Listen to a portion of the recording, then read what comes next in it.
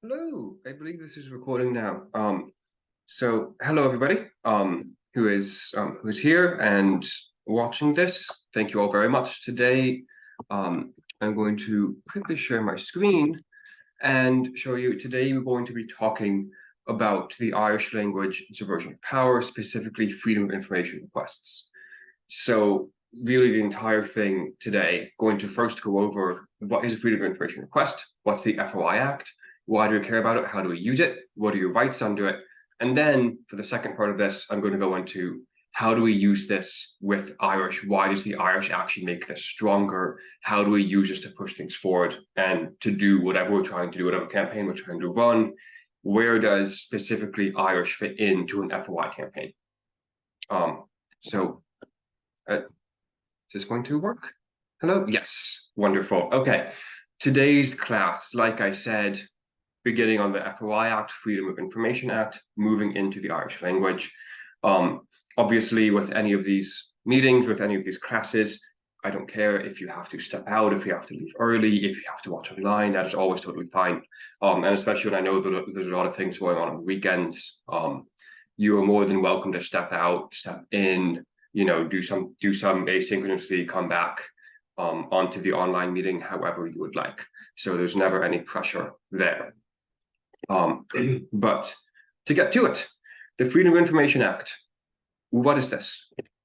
What is this at all? So the FOI Act, Freedom of Information Act, requires that all public bodies, including actually some bodies that receive a lot of government funding but aren't actually public bodies, but in essence, all public bodies, requires that they disclose all internal records upon receipt of an FOI request. Now, there are some records exempt from this, things that relate, for example, to national security, to personal data, and often drafts of reports. If the government is currently writing a report and it isn't finished yet, you could try to submit an FOI for that draft, but it's probably not going to work. So really what you're able to do is you can FOI a public body for internal records of almost any type that are non-personal, with a couple of exceptions that you don't really run into that often actually in practice. If you are requesting personal data, this can only be for yourself or someone you legally represent. Once again, when you're looking at this for campaigning, that doesn't really come up. You typically see this being used in terms of FOIing budgets, finances, expenditures, communications, things like that. So here's a quick example for you. If you want to FOI expenditures, you might put the body of request, the main statement, so to speak, could be, I'm requesting expenditures of the Residential Tenancy Board for the years 2020, 2023, itemized by value and purpose of the expense. And that is your request. When this is received by the RTB, they go through their financial statements for 2020, 2023. They will itemize these by the value, by the purpose. They have all these records already, and they send that back to you. And that is how an FOI request is going to work. There's a lot of information. Basically, everything in the slides is also going to be found in this link here at Citizens Information. Most of what I'm presenting here is drawn from that, with a little bit from my personal experience as well, because that is actually a very good central information source for anything to do with FOIs. A couple other examples. Communications. Communications between any two legal bodies or any two public bodies or more can be FOI'd. For example, you could request all communications between Board Nimona and Galway City Council that relate to the restoration of bogs and peatlands. That's actually a big thing that's going on in Galway right now. So there's certainly going to be communications about this, and you could FOI what those communications are. If you want to know this for a campaign that you're running, for environmental data, to try to understand if the Galway City Council has been receptive to this or against it, that sort of stuff is the stuff that can come out in this kind of request, because they're required to give you official communications between public bodies. Fun fact, from personal experience, sometimes when people know something is controversial, they will try to get around being FOI'd by communicating things verbally only. So there isn't a record trail, there's no paper trail. So if you ever hear someone saying, hey, we weren't given a written memo, but we were told verbally in an oral statement that this is the case, a lot of the time that's actually an FOI avoidance strategy. Obviously, that has very strict limits because official communications have to be official and paper trailed. But if you see someone using those kinds of tactics, it's very often FOI avoidance. Here's another example for y'all: investments. This is a really spicy one that was actually a big thing about 5 to 10 years ago. In Trinity College Dublin, people realized that the college had millions and millions invested in fossil fuels. And this came out of an FOI, much like this one. You could say, I'm looking for public investments of Trinity College Dublin's endowment fund, itemized by the value of the investment and the company or entity in which the investment is made. Here's the problem. There's also avoidance strategies for this. Trinity College Dublin just recently shifted all of their investments to a private investment manager. Since that group is private, it's no longer FOIable. So all that Trinity can tell you from an FOI is that this money is being held by, by this private investing group. So the point of this is to kind of show you, here's what an FOI can do, but also here are some of the limitations that you necessarily face. Because unfortunately, freedom of information isn't exactly free. People try to restrict it, avoid it, in a lot of different ways, some of which are legal, some of which aren't. But typically, like the ones I've mentioned here, those are entirely legal ways to do this, unfortunately. So a lot of designing a proper FOI campaign is learning how to mitigate for things like that and how to fight back against those strategies. And I do have some notes on that coming up later, so stay tuned for that. Just a quick note, there are loads more things you can FOI. These are just 3 examples. Powerful examples, yes, but you can FOI almost anything that you want that could be kept as a record by a public body using an FOI. So I mentioned this before. What can be FOI'd? Records held by public bodies, information about public bodies, and communications between public bodies. If you look at foi.gov.ie, this link on the right, you can see a full list of all FOI addresses. This is every single entity in Ireland that is required to answer an FOI request. Now, I have this here. Yes, like I said, there are things you can't necessarily FOI. You can't FOI personal data unless it's your personal data or data of someone you legally represent. You can't FOI something that's being managed by a private third party on behalf of a public body. So like I said, with investments in the Trinity College Dublin case, they were able to avoid FOIs by saying we have a private investment manager. And similarly, communications between a private person or a private body and a public body are not necessarily covered in the same way that communications between public bodies are covered. So there are a couple of places to this where you don't get those things as clearly. And if you're trying to access that kind of data, particularly in the bottom 2 points here, with personal data, that's just, there's no way. GDPR is too strong to allow personal data being released unless it's yours, as really it should be. But these last 2 points, there are often ways to try to get around those kinds of exceptions. And yeah, like I said, we'll go into that in a little bit later. The main point of this is that not everything is subject to FOI, but most of the things you're going to care about for a campaign, expenditures, investments, communications, that kind of stuff that can really drive a lot of the data you need, is very openable to being FOI'd. The other thing I was going to point out here is this FOI template. I mentioned this last time. I've developed it quite a bit more for this class. Basically, this is what an FOI looks like. You can copy paste this in and email it and add it to FOI request. So here you see you have to give some personal information. That is really done to make sure that essentially you're not a bot, that you're a real person. I've never seen them actually come back and like validate things. Like I've never had someone like request any validation of my name or something. That's not really a huge thing. The important things here is the address. Sometimes they will send the response as mail to you, even if you request delivery by email, even if you request an email delivery as this form by default would, that Shacharu to via first, that's delivery via email. Even if you request that, you'll sometimes get documents in the mail, which is in response to FOI request. And your phone number is included because they will often call you about the request you have made for points of clarification or anything like that. So those things, there's actually a reason for them there. The rest of this is pretty standard. Who are you? You want stuff delivered by email via first. And then you basically say, I'm requesting non-personal information. And the most important part of this, the actual FOI, is at the very bottom, what you want. And that's where you just copy paste whatever you want. You send off this exact thing as an email, and that is an FOI request. And as I said, I'm going to pop back here.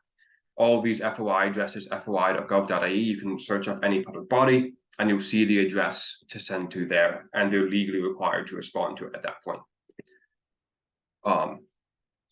Like I said, here is a English translation of that template. Pretty standard stuff. There's nothing very surprising here. And this is all you have to email.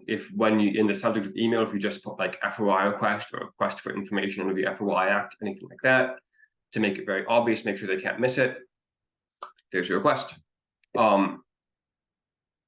Like I said, the hard part of this, of filling out this request, is the what you want part. That's the part where you actually have to decide, what am I looking for? Why am I looking for this? What am I trying to do with this? But I've gone a bit ahead of myself here, and this was somewhat intentional. Want to walk through, what does this request look like? What can you do with it? But hold on. Quick aside here. We're gonna revisit this in a second. Why am I doing this in Irish?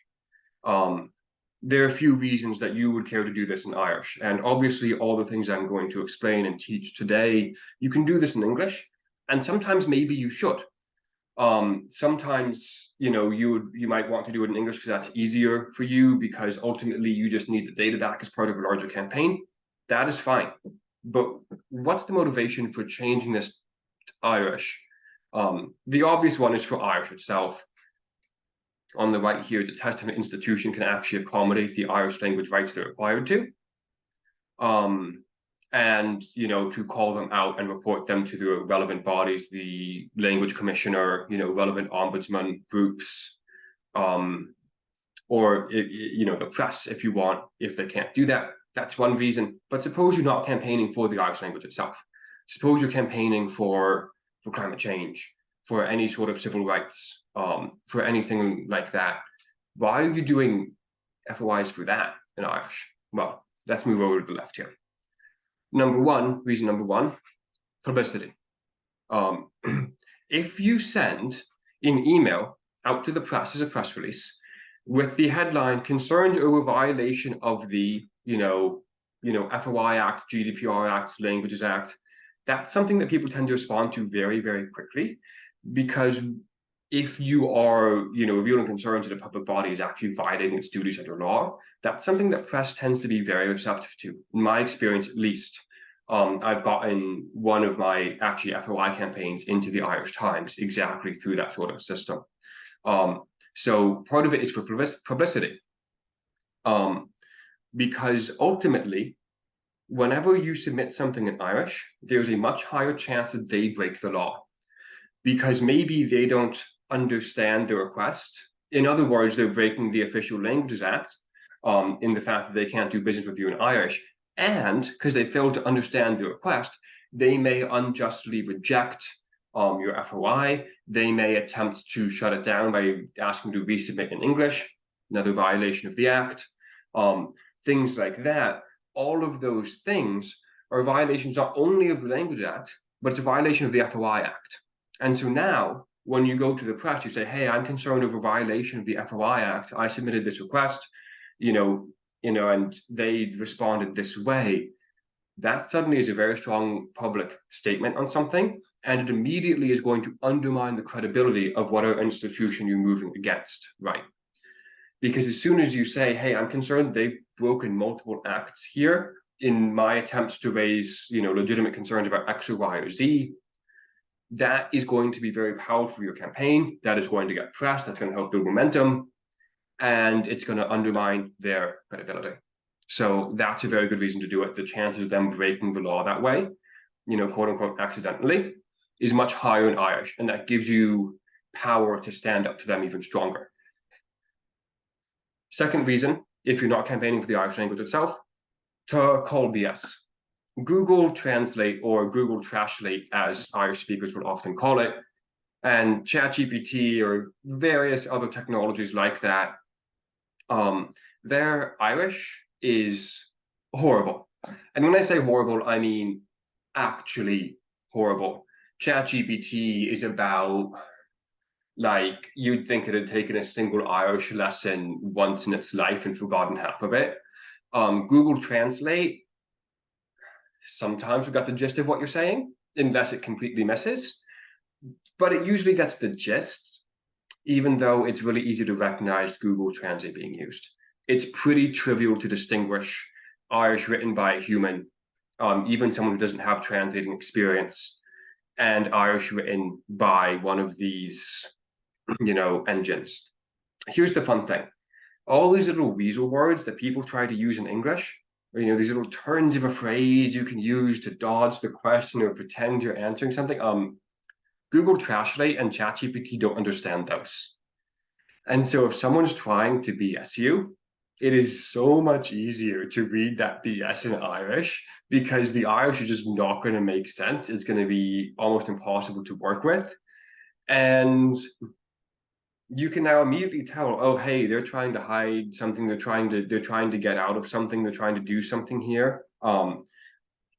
Because they will understand the Irish, even if they have to Google Translate it. Irish to English, Google Translate is actually very, very good. They would understand it. And if they're trying to weasel out of things, it's pretty easy to call that in Irish.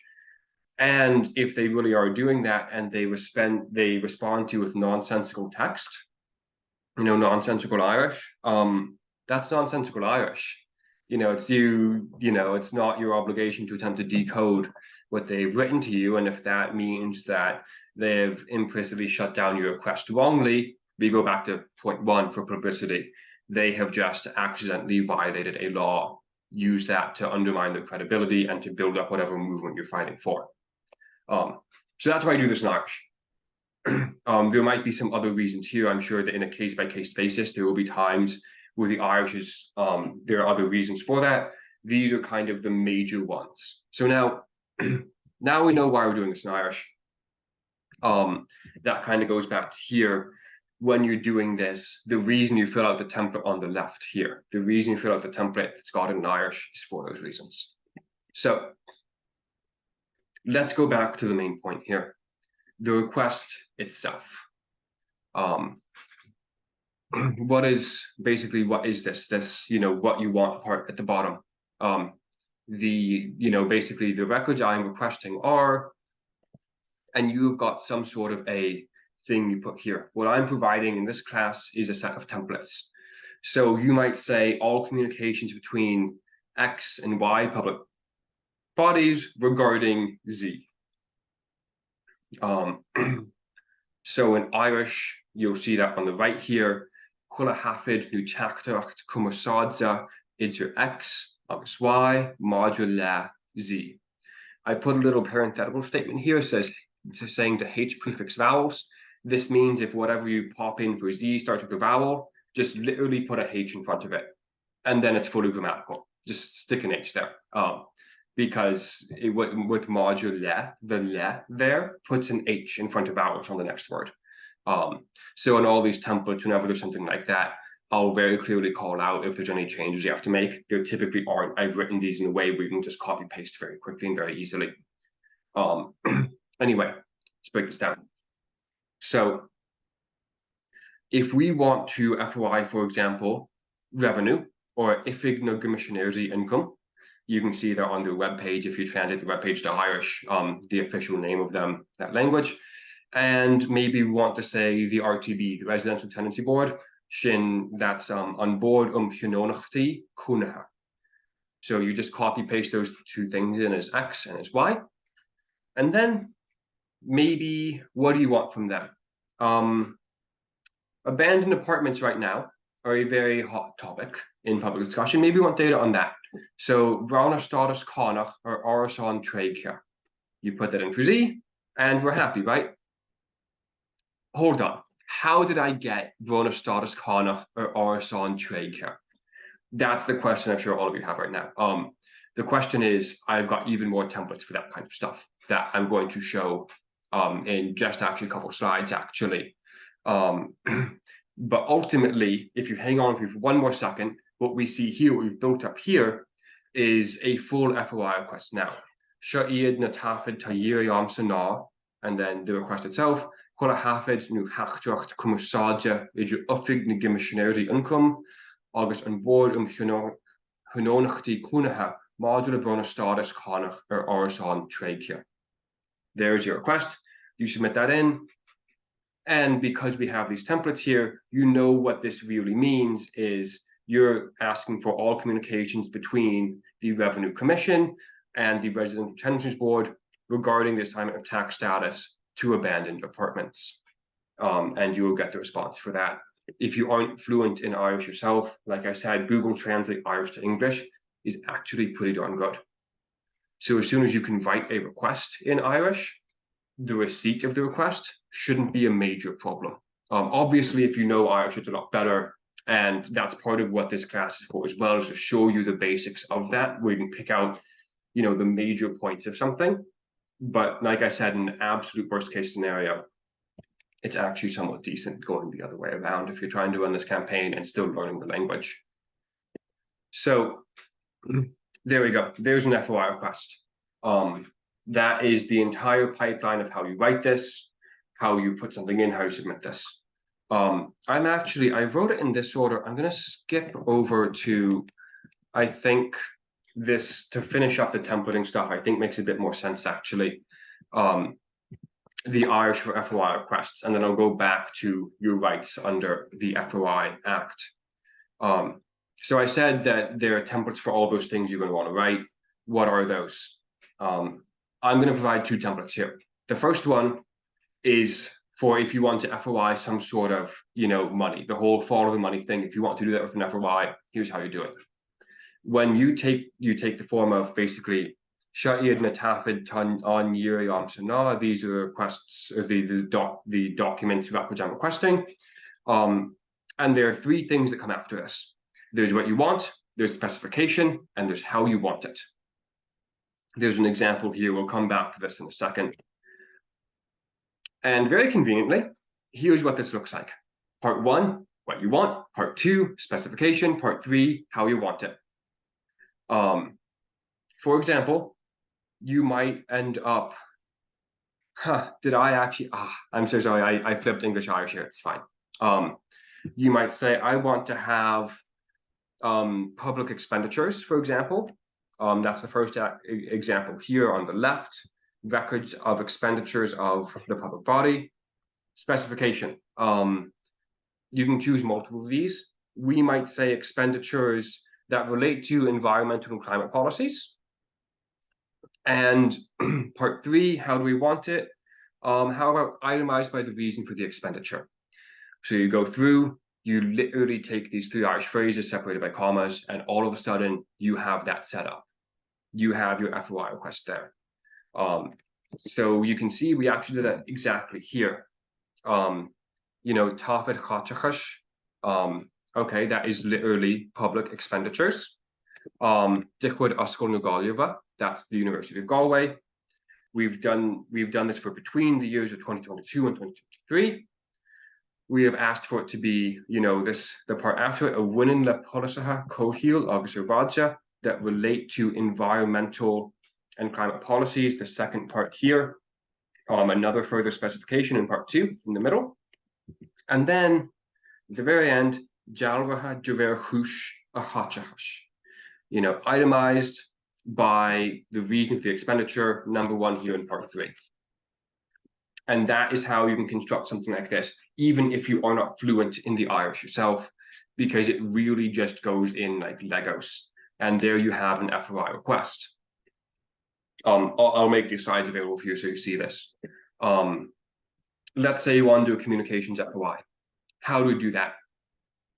Well, like I'd given you before, there's a very consistent form for communications FOI that you can use, which is you want everything between body X and body Y relating to Z. And very conveniently, X and Y, those bodies, just take the name of the public body. You can find that anywhere. If you like Google University of Galway, click the Irish tab on the website, you'll immediately see what the translation is. So you have two public bodies now. And now you just want to know relating to what? Well, let's find out what to put in there. The thing the communications are about is part one. Once again, we have specification and then 3 details on how you want it. And this kind of a structure, you'll see the whole, what do I want? Let's be specific. And then let's tell the person how I want this, is a very consistent structure for FOI requests. It's a very effective structure for FOI requests. So we might say we want, the example here was, okay, yeah, this is the same example I was looking at about environmental things before. You might say, I'm looking for, here we have, yeah, so number, maybe regulations on environmental protection or something. So here we say regulations regarding X. That in the Irish is riúlachui, the first part, and then you just put the thing for X. So taxes would be connach. Riúlacha connach is tax regulation. Riúlachui cealte ibra, workers' rights regulations. Riúlachui cohil, environmental regulations, and so on. They're in the exact same order here. So we might choose environmental regulations. We're going to say, again, between a couple of years, maybe 2020, 2023, in further specification. Part 3, how do we want this? And we'll say grouped by the time and date of the communication. That's useful, right? Dalva de ver urs agus na kumasadsa. And if you look back here, that exact thing we just discussed is put into one FOI request. What I've put here is specifically Board Nimona, which is actually just Board Nimona in English as well, and Córa Chonta na Galia, or Galway City Council. And so now any sort of environmental regulation information that is communicated between these two bodies, you can receive in this FOI request, and that will be ordered, sorted based off of the time and date on which these communications took place. Which means that you can kind of track how stuff has changed over time. You can look at that, and that is how that's going to work. So there we have that again, another kind of set of templates you can use for that. Last part here, I cannot possibly, unfortunately, give you every single word or phrase you would ever use. Folklore.ie, this link here is phenomenal for that. All these things here, I say, riúlachui and then something. If you want regulations for anything, put the term in there and it's going to have it for you. And you can basically just plop that in, send that on, and it's going to be exactly there. So the way that you can build this up, if you're still learning Irish, if you don't have all this stuff in your head, is really to look at this, and wherever you see the X or the Y here, find a term here that fits what you want, plop that in, send off the request. There you go. Okay, that is the full FOI thing. I'm then going to skip back now to the rights that you have. You've submitted a request. Congratulations, you have submitted your first FOI, or maybe this is your 50th FOI, but you've submitted it. What rights do you have now? The FOI body has to acknowledge your request within 2 weeks. Now, in practice, they all have an automated reply system set up. So you typically get your response within about 5 minutes. Technically, they can wait 2 weeks. I've never seen them wait to acknowledge an FOI before, and I have submitted hundreds of FOIs. They will almost universally respond with an automated email in about 5 minutes because it's automated. With the initial acknowledgement. The acknowledgement isn't the information that you want. It is simply saying we received your request. In most cases, the FOI body is required to respond within 4 weeks or 1 month of the time of your request. However, they can ask for more time if you're looking for something that's particularly broad. If there's a ton of documents after a turn, they can delay this by up to another 4 weeks. Now, I have found that to be relatively rare. And even when I'm dealing with institutions that are trying to block FOIs that I've submitted, they usually don't put this extension on there. For example, I was submitting an FOI to Trinity College recently, and this was for the terms of reference of various different bodies within Trinity, within the college. The terms of reference are just an existing document. They're a single existing document. I knew that it existed because they were referenced in various places on the web page, but were never actually given in full. So I knew it already existed. I knew that all they had to do was email that on. So I FOI'd it, and they were not very appreciative of the fact that I'm campaigning there. So they waited literally until 2 minutes before 5 o'clock on the final day to respond to my request. And they responded then after the 4-week period. But they didn't push it the further 4 weeks because they knew there was no justification for that. Because under the FOI Act, you have a right to appeal, and you have people you can complain to. You have there's a information compliance ombudsman you can file complaints to. Essentially, they knew better than to attempt to unjustly postpone this beyond the 4-week legal interval. So you'll very often see FOI requests being responded to at the last minute, but you don't see them extended that often unless you're asking for something that ends up being a lot of documents that actually ends up being something that's followed oddly relatively in the spirit of the law, because there are these checks and balances on organizations that have to respond to FOIs.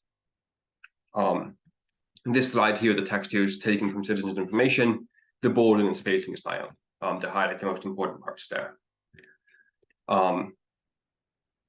Now, unfortunately, while FOIs are almost always free, sometimes they will require a payment. If it does, find another way to get that information, quite frankly. It's not worth paying for an FOI in my own experience. I have found that typically when that happens, it's kind of like gambling. It's like walking into a casino and betting on a roulette machine, because you don't even know what they're going to give you. You don't know if that's anything useful. If there's any other way you can get at it another way first, do that. Oftentimes, you'll see something where they're like, hey, we're unable to respond to this or that because of this part of your request. You can say, okay, that's fine. Let me reword this. Can you respond to this? That's a very good way to do that. You can, if you're requesting communications between public bodies, if one of them refuses you, just contact the other one, because both of them have all communications, because it's a two-way communication street. Stuff like that. There's almost always another way to get at this information. If there's no other way, they can end up refusing your request. If, for example, they say there's so many documents here that it would take too much time to do this and you have to pay, and you say no, they can end up refusing that request. Unfortunate. Ultimately, if that happens, you can submit a new request that's more specific. You can, contact other public bodies to see if they will do it for you, anything like that. You can typically find another way at the information. There's no need to actually end up having to pay for an FOI request. I've never had to do it myself, and I never would either. To reiterate, though, this is very rare. Don't worry about this too much. Just realizing that if this does happen, it's technically legal for them to ask for that. There's always another way. If an FOI is refused, you have to be given formal acknowledgement of the refusal, and you have to be given a reason for that refusal. If you are not given those things, then once again, that is you basically not a tip to the Irish Times. Hey, I'm concerned about compliance with the FOI Act. You can go there and say, hey, here is what has happened to me. Here are the FOI requests. You can go to the press that way. You can go to the Information Commissioner, who's linked right here, and say, I was never given a formal acknowledgement of refusal. I believe this might be in violation of the Act. Could you please advise? Because obviously this Act is going to be very complex. The point here is not to give you like court level legal advice, but simply to say these are the red flags you should look for, where you can raise concerns with different commissioners, with various media, and then begin a process of having this looked into at a different level. The one thing I will say is, if something's refused, you have an option to appeal. Every time I've tried to appeal, they have said, cool, we want payment, and I've said, yeah, no. So while you're technically supposed to have an appeal before you contact the information commissioner, at a practical level, they are there to investigate all potential violations of the FOI Act, which means you can simply send them an email whenever you would like and see what their response is. It's always going to vary based on the specifics, but that is always an option available to you. So we have again, there we go. Putting again here just to highlight again, this timeline is very important. Remember that timeline. Remember the 2 weeks, 4 weeks. When you submit an FOI request to actually write those down. Because that stuff is the easiest stuff to come back to the information commissioner on and say, hey, I'm concerned about these violations here. So that is most of FOI. That is basically all of that. Going to skip through this because we did this already. That is most of what an FOI campaign and FOI systems look like.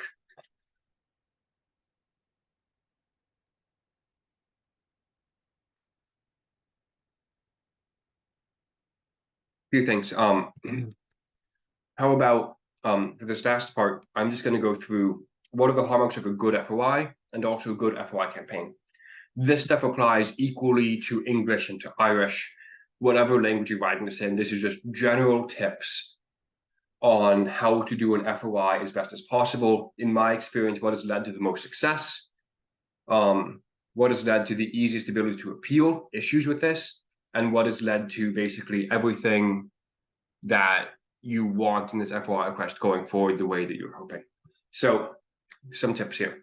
Be concise. When you're writing an FOI, you need to expect that the receiving body is going to try to shut this down by any means necessary. So the more words you use, the higher a chance that they're going to find something in there that gives them reason to reject this. So be very concise, be very to the point. Don't say anything you don't need to. Ask only for exactly what you want, because the more you give them, that they might be able to use against you as well. Another point, ask for exactly one thing. If you want multiple things, send all those things as different requests. For example, if you want to FOI, communications between, we're going to use this example again, Board Nimona and Galway City Council regarding, any sort of, environmental regulations or regarding restoration of peatlands, whatever it's going to be. If you want all those things, maybe you also want to see communications regarding, climate action plans. Separate all of those into 3 different things, so each one's a single item, because 2 reasons for this. This way, if one part's rejected, the others can still succeed. Awesome.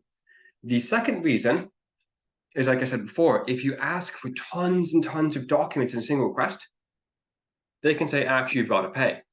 If you ask in 5 different requests, and each request is under the legal threshold for how much work they can't make you pay for, how much work is covered just by the public body's internal expenses, that's fine. So submit this in multiple requests as much as you can. It's better to send off 2 to 3 requests than one massive one. You'll be much more successful. Be specific. Give a very clear time range for the records that you want, if you know it. If you know, I want records from, the last 5 years. And if you're requesting, any of these records, give a clear subject area for that. Like communications, for example. Don't say just all communications between these 2 bodies. That's going to be a ton. And not only is that going to be a lot for them to gather, it's going to be a lot for you to analyze. So be specific about what you want. Obviously, if you're not sure what you want, you have to be a bit broader, but to the extent that you can, try to reduce that much as you can. It greatly reduces the chance they will call the request excess work, require you to pay. It also means that if they are a public body that isn't, trying to delay as much as possible, you get the request back sooner. In my experience, larger public bodies or public bodies that know you're campaigning against them are going to delay until the last minute. But public bodies that are just like, more local, less massive governmental institutions, they're usually really happy to like actually work with you on a request. Like I've actually had really, really pleasant, happy interactions with these people. Like, hey, I'm looking for like, expenses about, how you put your climate action plan into effect. And, I got, some people who are super, super happy to talk with me and stuff like that. You get a lot of that. Just, a lot of these smaller groups are actually really happy to work with you because ultimately they don't, those groups don't see you as an enemy, and you're not an enemy necessarily, you're just gathering data. And this might be part of a national campaign, right, for your understanding, but a lot of the times those people will actually just be really, really nice. So the other reason to be specific is when you're dealing with these good faith actors, it's obviously good to reciprocate that good faith, and it will reduce the amount of time it takes them to collect these records, which therefore means you'll get the answers back quicker. So there's that. Don't ask questions. An FOI request is not a question, it is a request for records. If you were saying, for example, my FOI request, like, how much did you spend on X? How much did Cork City Council spend on electricity last year is not an FOI you want to write. You want to phrase it as a statement. You're making a statement of what you want. You say, I'm requesting records of expenses from Cork City Council, that, itemize how much has been paid out for electricity costs in the years X to Y. That's the way you want to write this. Because FOIs themselves are not a question answering service. They are a record accession service. You're using this to access existing records and data. So make sure the FOI reads that way as well to help avoid confusion. Similarly, don't ask for speculation. The person who receives the FOI request cannot speculate. They cannot tell you what they think. They can't give you the institutional reasoning for something. They can only give you the documents that are behind that. The speculation is what your analysis has to do. You can only ask for data, not for ideas. You can only ask for records, not for ideas. So whatever you ask for, it has to be a record, something that will be recorded in an electronic or physical paper trail. Similarly, don't name people. Obviously, FOI requests are going to be impersonal. You can't request personal information. If you name someone's name, they're just going to refuse this. Don't do it. Don't name a person. If you want to get some communications from a specific, person in a college, in a public body, like the president of a college, that's probably also still going to be rejected. I've never submitted something like that. And there's a chance you might be able to request something from their office. But even in that case, don't say like from, from Simon Harris, if you're doing this for the Department of Higher Education, say from the, Department of Higher Education, and say it that way. And you'll get a little bit more. It might be less specific, but you can't name people. Don't do that. Don't try that. Next one, make the request very clear. This kind of ties into the whole be concise, but also make sure they can't miss it or misconstrue it. Put something like request for information under the FOI Act in the subject line of the email. And in the email itself, you can just copy paste the template. You're welcome to say, hello, hope you're doing well. I've attached an FOI request, please see below if you want, but don't say anything more than that, because it should be very, very obvious what you're requesting. And the whole point of this communication is to make that request. The more you say, the higher a chance that they miss something or misconstrue something, and therefore the higher a chance that there's an issue with that request. With most of my FOI requests, I literally just put something like request for information in the FOI Act in the subject. I copy paste the template into the email and I click send. Because nobody can possibly miss what's going on there at all. It's impossible to miss the intent behind that. So it makes it very, very clear, very simple, very easy to do that. I mentioned this before. Another point, keep time logs. Record when you submit the FOI, when you're supposed to receive confirmation, when you actually receive confirmation, when you're supposed to get a decision, and when you actually get a decision. If any of this violates your rights, escalate this somehow. You can talk to the information commissioner. If relevant, talk to the language commissioner. You can talk to the body itself. You can contact media or the press. If there's a violation of your rights, escalate that, because the whole point of this campaign is to build up your rights to subvert this power, right? As soon as something violates those rights, take your first chance to escalate this and build up, whatever you're trying to do, whatever power you're trying to subvert, build that up there. And like I said, if you do the stuff in Irish, there's a much higher chance you're going to violate your rights, therefore a much higher chance you get to escalate this to challenge this institution. And obviously not all FOI requests are challenging institution. A lot of them are, a lot of the ones I've done are. If it's not about that, the way you go about it is going to be very different. You'll probably just go to the information commissioner. If you are actively campaigning against an organization, I've run campaigns against Department of Higher Education, against various colleges, stuff like that. I was very willing to just escalate directly to media, because the whole point of that campaign was I either need some information or I need to make it clear that this information is being withheld. Obviously, it depends on the situation, but keep logs of everything so you know if your rights are being violated or adhered to. Some more tips. Be attentive. You get emails, sometimes phone calls, back from FOI requests. Respond to those as quickly as you can. If you don't, that is grounds to reject your request, and you really can't appeal or complain if they've contacted you asking for clarification, and then they say, oh, well, we're not sure what you meant. Be attentive, respond to those requests. Now, similarly, you're not a translator, or maybe you are a translator, but your job as the person who submits an FOI request is not to translate your own request to English. If they respond their email for clarification, and I've had this happen to me several times, is please resend this in English or we won't process it. That's a violation of the FOI Act. That is a violation of the Official Languages Act. That is very much not allowed.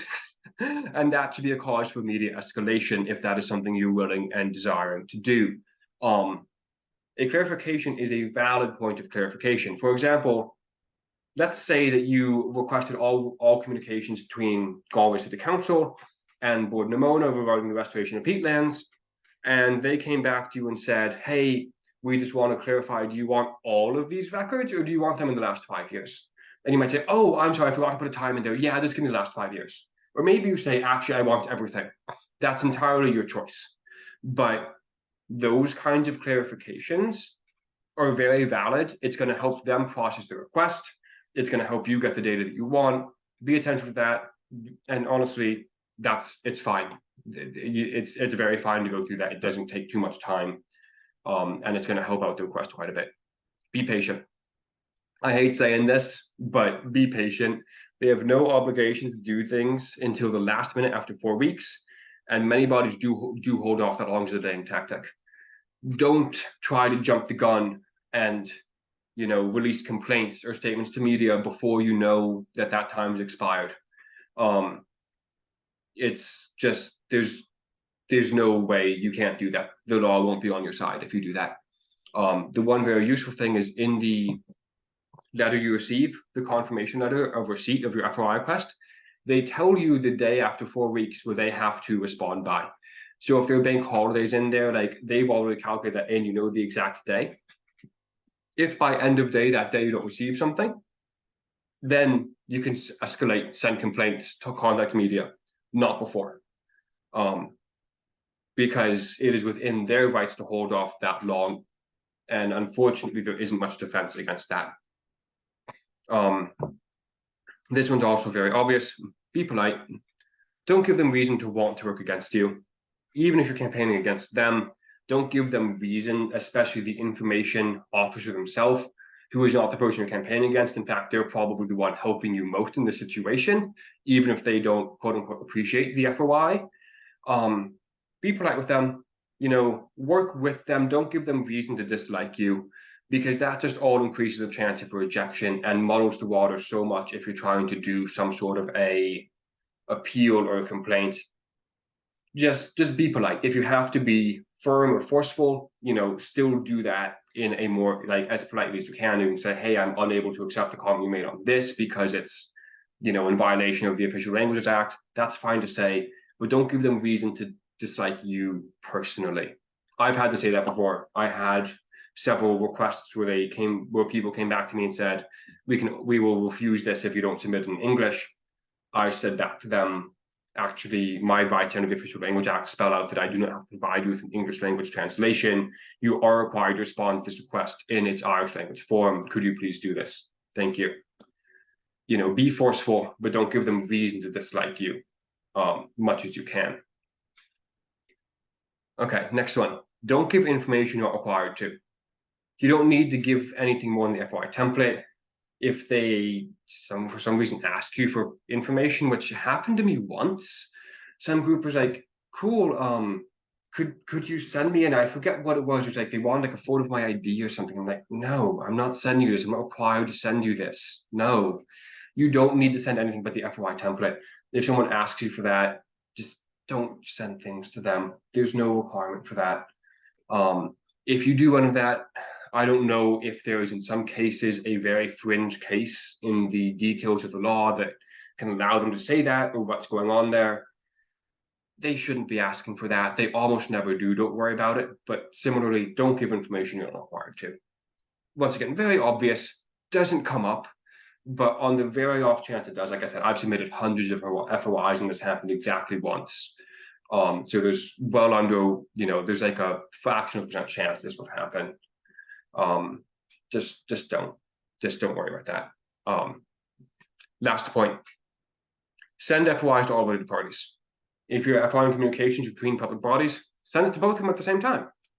And the thing is, the bodies don't know that you've submitted it to both of them. And one of them might be more willing to work with you. One might reject, one might accept. It's just, the smart thing to do is to do that. They're both going to interpret your request slightly differently. You just get more information when you submit it to all relevant parties. And it gives you more to analyze, more to work with, more to report on, more to discuss. It's a much better approach to doing this. If you can submit this to 10 parties rather than one, do that. Because if all those 10 parties have your information, you now have increased your chance of getting this back in a timely manner that has everything you want tenfold. Do that if you can. So that is that. Like I said, this applies to English language FOIs, to Irish language FOIs, to any sort of FOI that you're doing.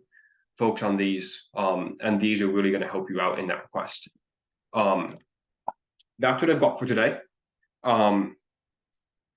For next class, I'm going to try and cover a bit more of the Irish language itself, try and cover a bit more of that, because I realized in this one I had a lot of the templates out there, but I haven't taught much of the language, and that's something that I want to get into in terms of the formation of some of these sentences and requests that can be useful, which makes it perfect for the next class, which is about media and communications. So we'll cover more of the Irish language there too, more than I was able to in this class, as well as press releases, media communication, social media strategies, basically anything you want to do post FOI. How do you do that? Important thing for that next class. Obviously, if you're willing to, don't do something you're not happy doing, but if you at all can, submit an FOI request in Irish using one of these templates I've given you. You can literally copy paste one of the ones that I have in here if you want, and send this off. What we're going to do for the remainder of this class is we're going to use that as a case study. So we're going to see how these responses come back, see how different people's responses differ, and we can kind of go through that as an example of one of these campaigns you can do. I'm going to do this as well. I'm going to submit off an FOI myself, just to be able to walk you through the process of, here's what this response letter looks like. Here's what it looks like when they request you for more information, if they do. Here's what the acceptance looks like. If we all do this, though, today, as soon as we get this, by the end of class, with all of our data back from the FOIs, which means we can actually go through the full cycle of an FOI request together. So please do that if you can, if you're willing. Have a great weekend. Happy FOIing. See you all later.